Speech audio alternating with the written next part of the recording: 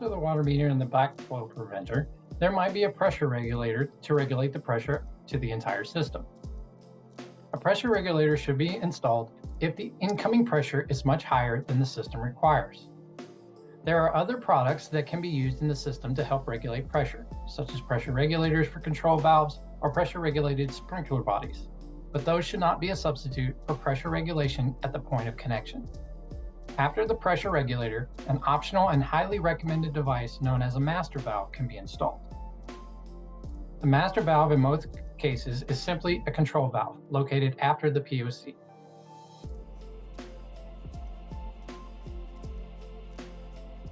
There are both normal open and normally closed master valves.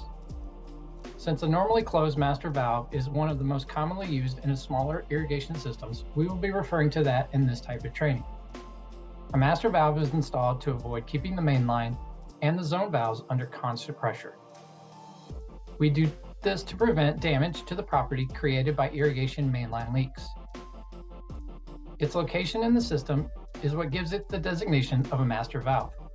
For example, you may use a IVC for both a station valve as well as a master valve. The master valve must activate simultaneously with any station valve for the water to flow through the system. Another highly recommended device known as a flow sensor or flow meter may be added to the system to monitor high, low, and unscheduled flow. A flow sensor or flow meter, in combination with a master valve, can help to identify failures in the piping system and shut down the system, preventing high waste and high water bills. Downstream of the master valve and flow sensor is the sprinkler mainline. The sprinkler mainline is the largest pipe in the irrigation system. If there is no master valve, this pipe is typically under constant water pressure at all times throughout the entire site 24/7. The main line delivers water to each of the zone valves throughout the irrigation system. PVC pipe is the most commonly used pipe for this, but in some areas, it may also be used as HDPE or high-density polyethylene might be used.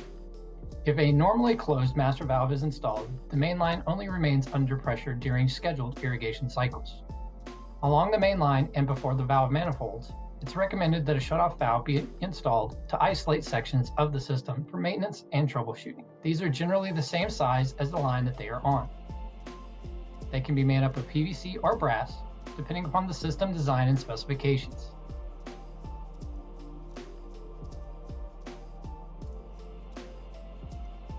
The main line connects to the valve or valve manifolds. Valve manifolds are a grouping of valves that control water flowing through the zone or stations on a property. Sometimes these are called automatic control valves, remote control valves, or electrical zone valves.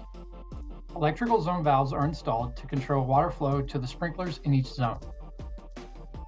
Only when the controller sends a 24-volt alternating current electrical signal to open a particular valve will that valve open to allow water to flow from the main line through the lateral lines to the sprinklers or emitters. The piping system before the electrical valves is referred to as the main line, and any pipe after the electrical valves is referred to as lateral lines. Lateral lines connect all sprinklers on one zone to allow water to flow from the valve to the sprinklers within that zone.